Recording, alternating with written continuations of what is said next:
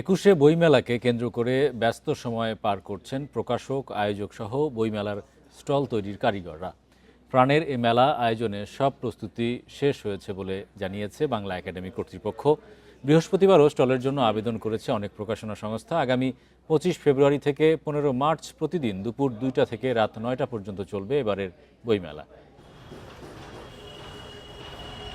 আর মাত্র 5 দিনের অপেক্ষা। সব অনিশ্চয়তা শেষে 25 ফেব্রুয়ারি শুরু হচ্ছে বাঙালির প্রাণের উৎসব অমর একুশে বইমেলা। বাংলা একাডেমি ও সোহরাওয়ার্দী উদ্যানে এখন স্টল তৈরিতে ব্যস্ত কারিগররা। জানালেন, নির্দিষ্ট সময়ে শেষ করতে হবে কাজ, তাই দম ফেলারও সময় নেই তাদের। এখানে আমরা 4টা স্টল ধরছি এখানে, আর ওই একটা স্টল মোটামুটি শেষের মধ্যেই, ওইটা পরে শেষের মধ্যে, এগুলোও শেষের মধ্যেই, খালি ফিনিশিং কাজটুকু বাকি আছে। আমরা সকাল 10টায় কাজে ঢুকছি ভাই, 8-10 জন কাজ করতেছি। ইনশাল্লাহ আমরা চেরির ইফতারের শেষ পর্যন্ত কাজ করব। ইনশাল্লাহ 23 তারিখের মধ্যে আমাদের কাজ শেষ হবে। স্টলে প্রত্যেকটা স্টলে আমাকে লাইন দেওয়া আছে। আল্লাহর রহমতে কোনো সমস্যা হবে না, প্রতি বছর আমরা করি এটা। কেউ করছেন রঙের কাজ, কেউ ব্যস্ত বিদ্যুতের লাইন তৈরিতে। বসে থাকার জো নেই কারোর।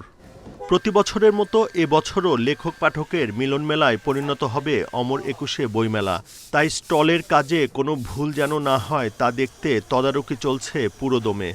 আবার এবার টান সময় ছিল, সময় বাড়াতে এটা আরেকটু মজা যোগ হয়েছে, আরেকটু ডিটেলস কাজ করার সময় পাবো এটাই। আর সবাইকে মেলায় আসার জন্য আহ্বান করি, সবাই আসবেন।